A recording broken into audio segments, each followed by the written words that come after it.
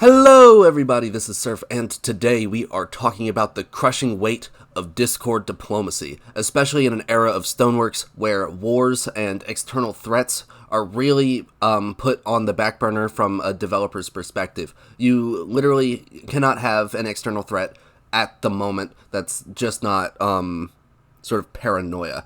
Any sort of drama going on the server right now is all going through the Discords.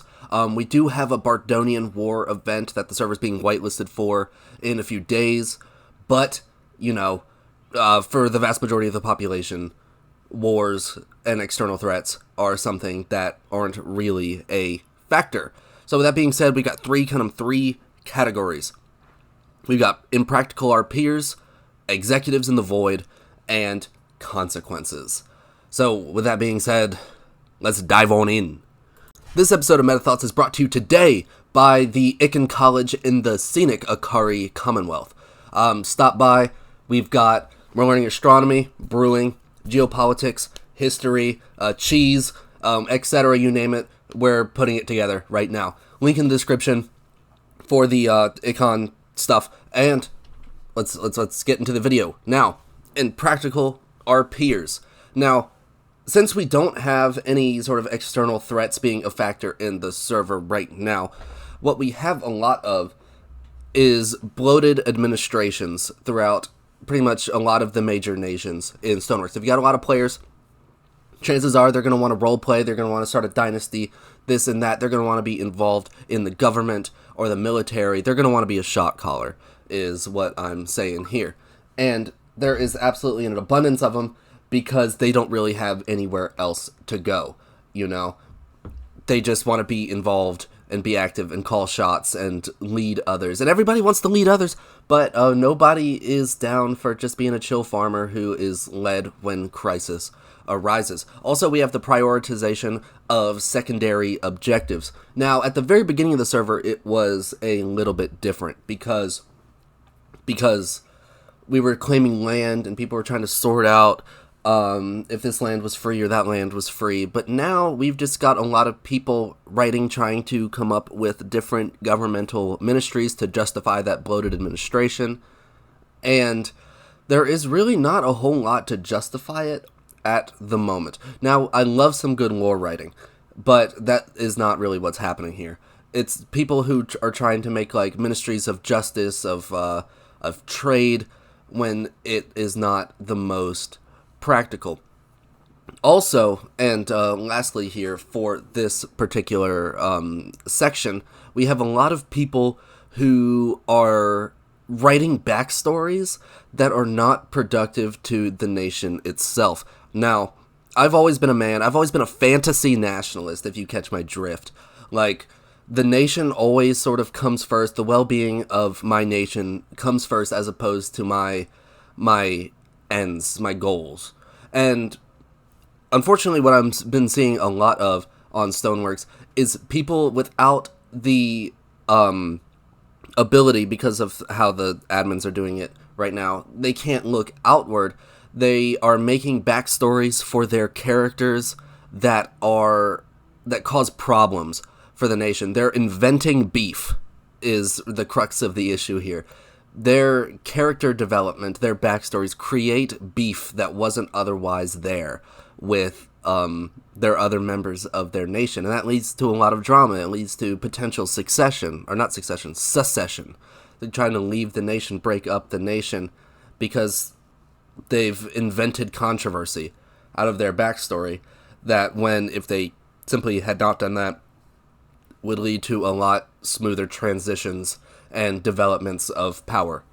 Next section here, we got executives in the void. There's a lot of people planning, there's a lot of people trying to move and shake, but there is really not a whole lot to do.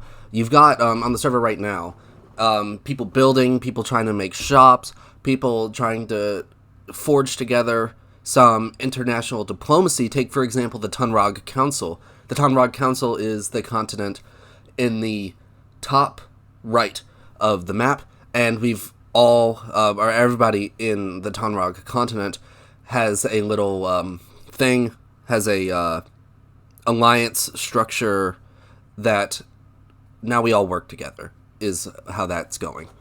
But since there's no wars, the drama is incredibly more slow burning, and they can't really occupy themselves with real problems because there's no real threats. People are making a lot of friends, and that's great and everything. But now that there are no enemies, except squatters, you got squatters, and you got to deal with those. But other than them, other than like very low bands of squatters, there's really nothing to galvanize the player populations towards objectives. And now that they're sort of isolated like this, it's starting drama. Our drama is becoming much more, or bubbling up to the surface much more than it otherwise would. There's too many power players, and there are too many people, are there not enough people with practical skills. Too many people want power, too many people want to call shots, but not enough people have practical skills in terms of what a nation might need to thrive. That being shopkeepers, people who are mining, getting a ton of, are getting together capital, getting together money, knowing their brews, knowing how to make cheese, enchanting. There doesn't seem to be too many of those people, but there do seem to be a lot of people who just simply want power. And that power is being exacerbated. The consequences of that power is being exacerbated right now on the server. And we'll have to see how it goes. We'll have to keep an eye on it and see what boils over. But I've already got two examples here to give you in the last section, the consequences section. And we'll have to see what you think. We'll have to see what you guys can contribute down in the comments. What nations do you know of that I haven't provided where these premises are on full display? So with that being said, let's move on to our third and last section here, the consequences section. Lastly but not leastly here, the consequences section. What has this enforced stasis wrought onto the geopolitical situation of Abexilus? Now, the first example I'm going to bring up here is Valreach. Valreach, very storied, very popular empire kingdom that made big headlines on Eldhem. That's where they got their start. Moving into Abexilus, they didn't get a strong place in the race for land, and eventually joined the Tonrog Council, but sort of was so limited in their scope that the nation just sort of died. Their leadership decided that they didn't want to sort of continue anymore, and they were annexed by, I think this is how it went. The land itself was annexed by Castanor, owned by Crazy Man, a successor to the Bardonians, but the Bardonians are still existing on the other side of Abex. While a lot of the citizenry migrated southward to the Akari Commonwealth. This is what I believe what happened. However, what you're seeing here is a small nation that used to be very storied and great, being shunted into this spot where they really couldn't react. They didn't have a lot of flexibility. They didn't have a lot of dynamic ways to move around and do their thing and accomplish their goals. So it just ended up collapsing the entire nation, being absorbed by land and by its people through its neighbors. Next is probably the most well-known case in Abex right now, and that is the Adramis Coalition with like Gurtek and the boys and Las Vidas and all of them. Their situation, they got a very strong start from what I know. They got a lot of people and a lot of people who wanted to do a lot of things. And eventually this turned into, before the server even dropped, while people were still making their Discord nations only on Discord when they didn't have a server to sort of put this all out on, they started having disagreements of vision on how they would try to govern and how they would try to project power and what their objectives ought to be. And that ended up turning the people into two factions. The whole of the Adramas Coalition, from what I understand, had a Discord civil war that's still ongoing, from what I believe. A whole Discord civil war before the server even dropped, and that sort of manifested into the server itself once it did drop. Now, I'm blanking on the two sides right now, but I'll have an image of the two sides and a map of where they all are on the screen right now.